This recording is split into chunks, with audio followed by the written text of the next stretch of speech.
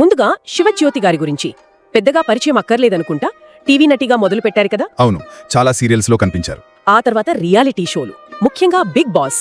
దాంతో ఆమె పాపులారిటీ ఇంకా బాగా పెరిగింది. కరెక్ట్. బిగ్ బాస్ తర్వాత ఆమె గ్రాఫ్ బాగా పెరిగింది. ఇప్పుడు సోషల్ మీడియా ఇన్ఫ్లుయెన్సర్గా, యూట్యూబర్గా తనకంటూ ఒక మంచి ఫాలోయింగ్ బేస్ క్రియేట్ చేసుకున్నారు. నిజమే, గణనీయమైన ఫాలోయింగ్ ఉంది. మూలల్లో కూడా అదే చెప్పారు.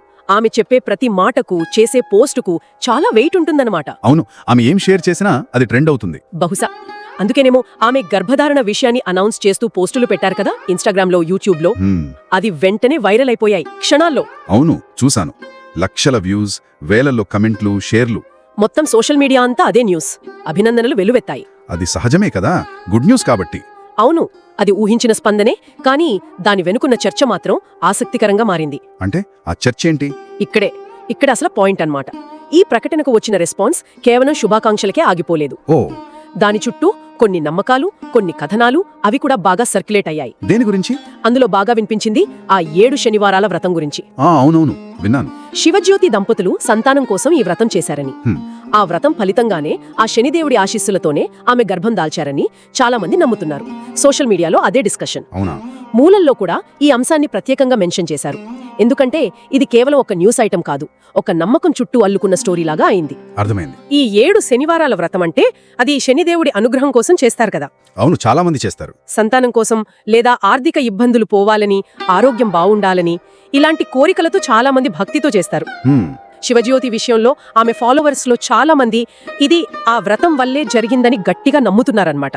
కామెంట్లలో కూడా రాస్తున్నారు. ఇది గమనించాల్సిన విషయం. అంటే ప్రముఖుల జీవితాల్లో జరిగే సంఘటనలు, ముఖ్యంగా ఇలాంటి మంచి విషయాలు జరిగినప్పుడు, అవును, అవి ప్రజల నమ్మకాలతో, వాళ్ల ఆచారాలతో ఎంత స్ట్రాంగ్గా కనెక్ట్ అవుతాయో ఈ సంఘటన ఒక ఉదాహరణ. ఆ మూలం కూడా ఇదే హైలైట్ చేసినట్టుంది. అవును, అదే పాయింట్. ఒక సెలబ్రిటీ ఒక వ్రతం చేశారని అంటున్నారు. ఆ తర్వాత వాళ్ళ జీవితంలో ఇలాంటి ఒక పాజిటివ్ మార్పు వచ్చింది. ఈ రెండిటి మధ్య ఒక డైరెక్ట్ లింక్ ఉందని అనుచరులు భావిస్తారు. నిజమే. అది వాళ్ల నమ్మకాన్ని ఇంకా బలపరుస్తుంది, వాళ్లకు ఒక రకమైన మానసిక సంతృప్తిని కూడా ఇస్తుంది. అది కరెక్ట్. ఇది కేవలం శివజ్యోతి విషయంలోనే కాదు, మనం తరచూ చూసే ఒక సోషల్ ట్రెండ్ ఇది. వ్యక్తిగత నమ్మకాలు, మతపరమైన ఆచారాలు, అవి జీవితంలో ఇలాంటి ఎమోషనల్ మూమెంట్స్ తో కలిసినప్పుడు వాటి ప్రభావం డబుల్ అవుతుంది. అవును, ఇక్కడ కూడా పెళ్ళై 10 ఏళ్ల తర్వాత సంతానం కలగడం, దానికి ముందు ఒక వ్రతం చేయడం, ఈ రెండిటి మధ్య కారణం ఫలితం ఉందని నమ్మడానికి చాలా మందికి ఒక ఆధారం దొరికినట్టయింది. ఆ ఎమోషనల్ కనెక్షన్ అర్థం చేసుకోగలం. అయితే ఆ వ్రతం విషయం కాసేపు పక్కన పెడితే మూలం ఫోకస్ చేసిన ఇంకో ముఖ్యమైన అంశం ఉంది. ఏంటది? ఈ అనౌన్స్మెంట్ తర్వాత ఆన్లైన్లో వచ్చిన కంటెంట్ ఫ్లో. అది మామూలు షేరింగ్లా కాకుండా కొంచెం ఎక్కువగా అనిపించిందని ఆ విశ్లేషణ చెప్తోంది. ఓ, అంటే?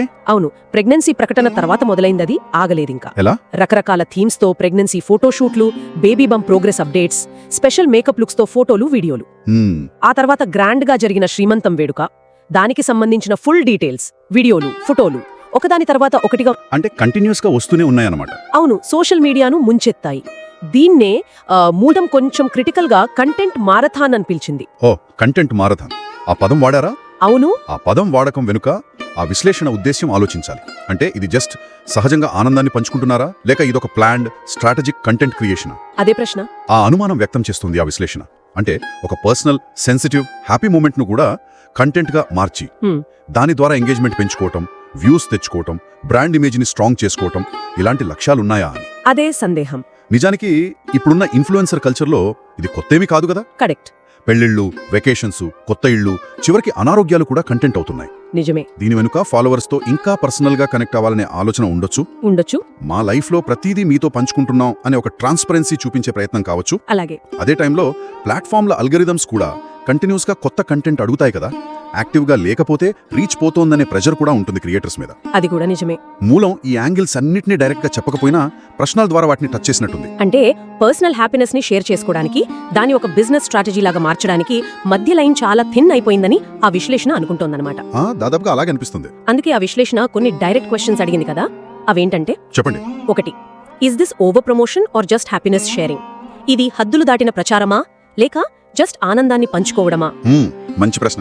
2, ఆ creators doing these for publicity or personal joy? Content క్రియేటర్లు ఇలాంటి పర్సనల్ మైల్ స్టోన్స్ ను పబ్లిసిటీ కోసమే కంటెంట్ గా మార్చేస్తున్నారా, లేక నిజమైన పర్సనల్ హ్యాపీనెస్ షేర్ చేసుకోవాలనే కోరికతో చేస్తున్నారా? ఆ రెండింటిని ఎలా చూడాలి? ఇది కూడా చాలా ముఖ్యమైన ప్రశ్న. ఇక 3, ఇది ఇంకా చాలా ఆలోచింపజేసే ప్రశ్న. 10 years after marriage, pregnancy is a blessing. But why turn it into a content marathon? అవును. పెళ్లైన 10 ఏళ్ల తర్వాత గర్భం దాల్చడం అంటే అది నిజంగా ఒక బ్లెస్సింగ్. ఎన్నో ఏళ్ల ఎదురుచూపు ఫలించిన మూమెంట్. కరెక్ట్. అలాంటి ఒక అమూల్యమైన అనుభూతిని కూడా ఒక కంటిన్యూస్గా టెలికాస్ట్ అయ్యే కంటెంట్ మ్యారథాన్లా మార్చాల్సిన అవసరం ఏముంది? ఈ ప్రశ్న వెనుక చాలా ఆలోచన ఉంది. ఖచ్చితంగా. ఈ ప్రశ్నలు ఇవి కేవలం శివజ్యోతి గారికి మాత్రమే సంబంధించినవి కాదు. కాదు కదా? అస్సలు కాదు. ఈ డిజిటల్ యుగంలో సోషల్ మీడియా ఎఫెక్ట్ పెరిగాక పర్సనల్ లైఫ్కి పబ్లిక్ ఇమేజ్కి మధ్య బౌండరీలు బ్లర్ అయిపోతున్నాయి. నిజమే. ఆ కాంటెక్స్ట్లో మనందరం ఫేస్ చేస్తున్న ఒక కాంప్లెక్స్ సిచ్యువేషన్ని ఈ ప్రశ్నలు రిఫ్లెక్ట్ చేస్తున్నాయి. ఆ విశ్లేషణ కూడా ఇదే నొక్కి చెప్తోంది. అంటే ప్రైవసీకి ఎంత వాల్యూ ఇవ్వాలి, ఎంతవరకు పబ్లిక్గా షేర్ చేయొచ్చు, ఎలా షేర్ చేయాలి అనే డైలమా ఇది. ఎగ్జాక్ట్లీ. మూలం చెప్పినట్టు మన లైఫ్లోని హ్యాపీ మూమెంట్స్ని, ముఖ్యంగా చాలా కాలంగా వెయిట్ చేస్తున్న ఒక గుడ్ న్యూస్ని ప్రపంచంతో పంచుకోవాలనే కోరిక చాలా సహజం. అది హ్యూమన్ నేచర్. అవును. దాంట్లో తప్పులేదు. కానీ ఆ షేర్ చేసే ప్రాసెస్లో బౌండరీస్ క్రాస్ చేస్తున్నామా? అది ఇతరులపై ఎలాంటి ఇంపాక్ట్ చూపిస్తుంది, ఆన్లైన్లో అది ఎలాంటి డిస్కషన్కి దారితీస్తుంది అనే విషయాలపై కూడా ఆలోచించాలని ఆ విశ్లేషణ సూచిస్తోందన్నమాట. అంటే బ్యాలెన్స్ ముఖ్యమంటోంది. అవును. ఆనందాన్ని పంచుకోవడం ఎంత ముఖ్యమో, ప్రైవసీని కాపాడుకోవడం, ఆన్లైన్ డిస్కషన్స్లో పాజిటివిటీని ఎంకరేజ్ చేయడం కూడా అంతే ముఖ్యం అనే ఒక బ్యాలెన్స్డ్ వ్యూ అవసరం అని చెప్తుంది. మరి ఈ బ్యాలెన్స్ ఎలా సాధించాలి అనే దానిపై మూలమేమైనా చెప్పిందా? అంటే ఎక్కడ లైన్ డ్రా చేయాలి అని? ఎందుకంటే ఒకవైపు ఫాలోవర్స్ ఏమో వాళ్ళ ఫేవరెట్ సెలబ్రిటీ లైఫ్లో ప్రతి మూమెంట్ తెలుసుకోవాలని చూస్తారు. నిజమే. మరోవైపు అదే ఓవర్ అనిపిస్తే విమర్శిస్తారు కూడా. ఈ రెండింటినీ బ్యాలెన్స్ చేయడం క్రియేటర్కు కష్టం కదా? అవును, చాలా కష్టమైన విషయం అది. మూలం కూడా దీనికి రెడీమేడ్ ఆన్సర్ ఇవ్వలేదు, కానీ ఆ ఛాలెంజ్ని రికగ్నైజ్ చేసింది. ఓకే. బహుశా మనం ఎందుకు షేర్ చేస్తున్నాం అనే ఉద్దేశంపై క్లారిటీ ఉండడం ముఖ్యం కావచ్చు. అంటే ప్రైమరీ మోటివేషన్ నిజమైన ఆనందమా లేక స్ట్రాటజిక్ గెయినా అనేది క్రియేటర్స్ వాళ్లను వాళ్ళు ప్రశ్నించుకోవాలి. సెల్ఫ్ రిఫ్లెక్షన్ అవసరం అంటారు. అవును. అలాగే ఎంతవరకు షేర్ చేయాలి, ఏ డీటెయిల్స్ పర్సనల్గా ఉంచుకోవాలి అనే విషయంలో సెల్ఫ్ రెగ్యులేషన్ కూడా ఇంపార్టెంట్ కావచ్చు. రైట్. మూలం డైరెక్ట్గా చెప్పకపోయినా దాని అనాలిసిస్ ఆ డైరెక్షన్లోనే ఆలోచింపజేస్తుంది. అంటే ఫైనల్గా ఇది క్రియేటర్ యొక్క డిస్క్రిప్షన్, రెస్పాన్సిబిలిటీ మీద ఆధారపడి ఉంటుందని ఇండైరెక్ట్గా చెప్తున్నట్లుంది. అర్థమైంది. అంతేకాకుండా బిగ్ పిక్చర్ చూస్తే సోషల్ మీడియాలో పర్సనల్ విషయాలు షేర్ చేయడంపై ఎప్పుడూ డిఫరెంట్ ఒపీనియన్స్ ఉంటాయి. ఎప్పుడూ ఉంటాయి. కొందరు దీన్ని ఇన్స్పైరింగ్గా, జెన్యూన్గా ఫీల్ అవుతారు.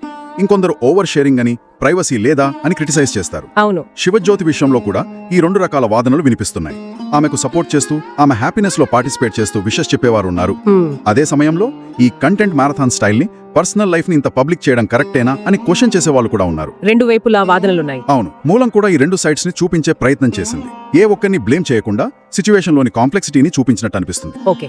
కాబట్టి ఈ రోజు మనం చేసిన ఈ చర్చను ఒక్కసారి సమప్ చేస్తే, శివజ్యోతి యువదా గారి గర్భధారణ ప్రకటన, దాని వైరల్ నేచర్, దానితో లింక్ అయిన 7 శనివారాల వ్రతం నమ్మకం, దాని సోషల్ యాంగిల్స్, ఆ తర్వాత వచ్చిన కంటెంట్ మ్యారథాన్ పై మూలం చేసిన విశ్లేషణ. అవును. చివరిగా పర్సనల్ హ్యాపీనెస్ ని పబ్లిక్ గా షేర్ చేసే విషయంలో వచ్చిన ఎథికల్, పర్సనల్ క్వశ్చన్స్. అంటే ఓవర్ ప్రమోషనా లేక ఆనందమా, పబ్లిసిటీనా లేక పర్సనల్ సంతోషమా, బ్లెస్సింగ్ ని కంటెంట్ గా మార్చడమా, వీటన్నిటిని మనం చూసాం. కరెక్ట్. ఆ యూట్యూబ్ విశ్లేషణ ఆధారంగా డిఫరెంట్ యాంగిల్స్ ని అర్థం చేసుకునే ప్రయత్నం చేశాం. అవును. ముగింపులో మూలం చెప్పినట్టుగా మన లైఫ్లోని మోస్ట్ హ్యాపీయెస్ట్ మూమెంట్స్ని, ముఖ్యంగా ఏళ్ల తరబడి ఎదురు చూసిన ఒక గిఫ్ట్ని ఇతరులతో పంచుకోవాలనే కోరిక చాలా జెన్యూన్. అది అర్థం చేసుకోదగినదే, సహజం. అది హ్యూమన్ కనెక్షన్లో ఒక భాగం. అయితే ఈ డిజిటల్ వరల్డ్లో ఆ షేరింగ్ ప్రాసెస్ ఎలా మారుతోంది, దానివల్ల వచ్చే కాంప్లికేషన్స్ ఏంటి అనేవి ముఖ్యమైన ప్రశ్నలు.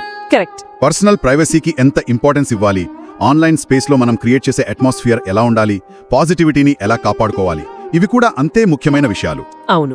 ఈ బ్యాలెన్స్ ని సాధించడమే బహుశా ఈ రోజుల్లో మన ముందున్న పెద్ద ఛాలెంజ్. నిజమే. ఈ విశ్లేషణ విన్న తర్వాత మనందర్నీ ఆలోచింపజేసే ఒక ప్రశ్నతో ముగిద్దాం. సోషల్ మీడియాలో మన పర్సనల్ లైఫ్ లోని వాల్యుబుల్, సెన్సిటివ్ మూమెంట్స్ ని షేర్ చేసేటప్పుడు మన సంతోషాన్ని ఫ్రీగా ఎక్స్ప్రెస్ చేయడానికి, అదే టైంలో మన పర్సనల్ ప్రైవసీని, మన మెంటల్ పీస్ ని కాపాడుకోవడానికి మధ్య ఆ సరైన హెల్దీ బ్యాలెన్స్ ని మనం ఎలా కనుక్కోగలం? ఇది చాలా ముఖ్యమైన ప్రశ్న. ఇది కేవలం కంటెంట్ క్రియేటర్లకే కాదు, ఈ డిజిటల్ ప్రపంచంలో ఉన్న ప్రతి ఒక్కరికి వర్తించే ప్రశ్న కదా. దీనిపై మీ ఆలోచనలేంటి? ఆలోచించండి.